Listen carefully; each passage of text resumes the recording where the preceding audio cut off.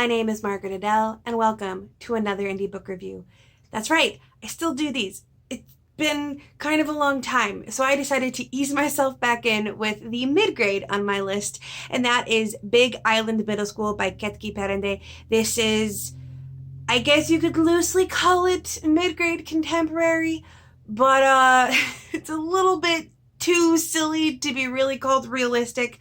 So this is all about a middle school that is built on an island, and it is very wacky, and a lot of the teachers are horrible teachers, but like in a funny way, and it's meant to be definitely in the same vein as Sideways Stories from Wayside School. That was the vibe I got when I first read the synopsis in the email review request, and then I read the book, and it actually says that that series was one of the inspirations. So if you liked that series, you're gonna like this one, but as a result, there's kind of almost something akin to like magical realism, and that these really weird things will happen and characters will just take them as a, matter of fact instead of being like, what on earth is going on? Like teachers that are being hired without licenses, and weird tentacle creatures that are created by mixing the wrong chemicals in science class, and you kind of just go with it. But I really enjoyed it. There are not necessarily overt themes. The book at the beginning even tells you like that children should not be following the example of the adults in this book. The adults are not supposed to be role models, and there aren't supposed to be overt themes to anything. But of course, you could still read certain themes in some of the stories if you wanted to. If you wanted to read this as an allegory for a school system making it hard for certain students to succeed, you probably could. There are some stories where it's like, there are certain themes about not letting your obsessive planning get in the way of actually living your life and doing the things you've planned to do, which I might have felt called out by, but that's fine. Anyway, this story is set in America. I understand that it might be not surprising, but you might assume that it is based in somewhere else because the author is at least partially Indian. I know she still has family in India, but it is set in America, and it has a fairly varied cast.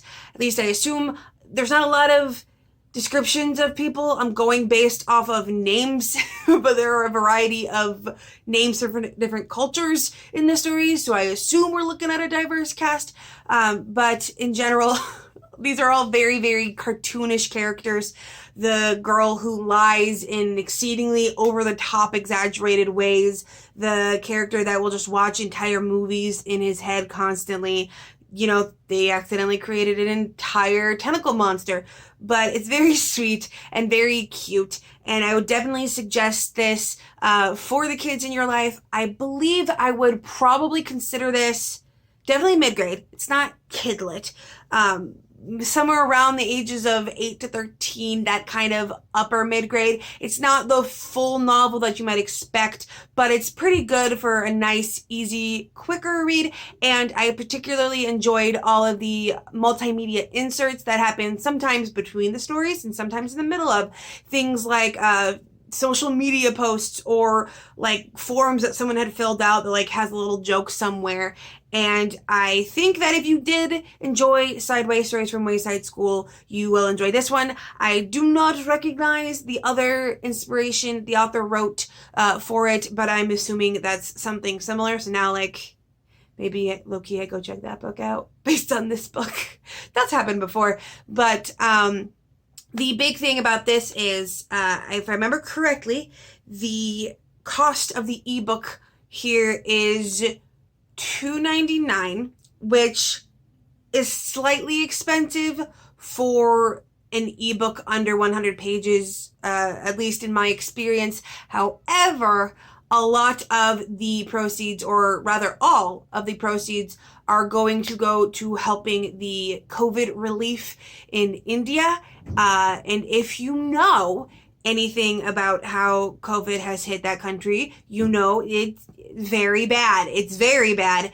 And so this will go a little bit of ways toward helping that. Like I mentioned before, the author does have family over there. So definitely check it out. I do not know how this book with all the multimedia inserts would read in print because the version of it I read was PDF. I am going to assume it would read as well. But like I said, the ebook's fairly cheap, like most indie ebooks are, because indie books are just better.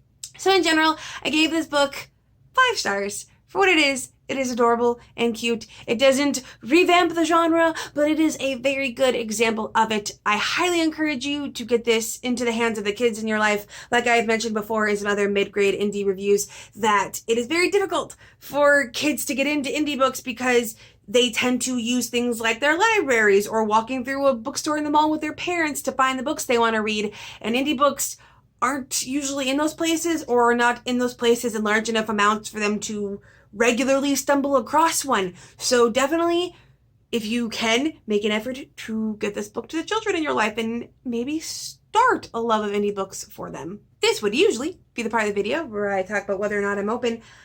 I have no idea if I'm opening soon. I always said I was going to open by summer, and then real life hit me in feelings and mental health days. Regardless, I'm going to try to get open soon. I am actually kind of hitting the ground running and reading a ton of review books at once in the hopes that I can catch up maybe by the end of summer, but no promises.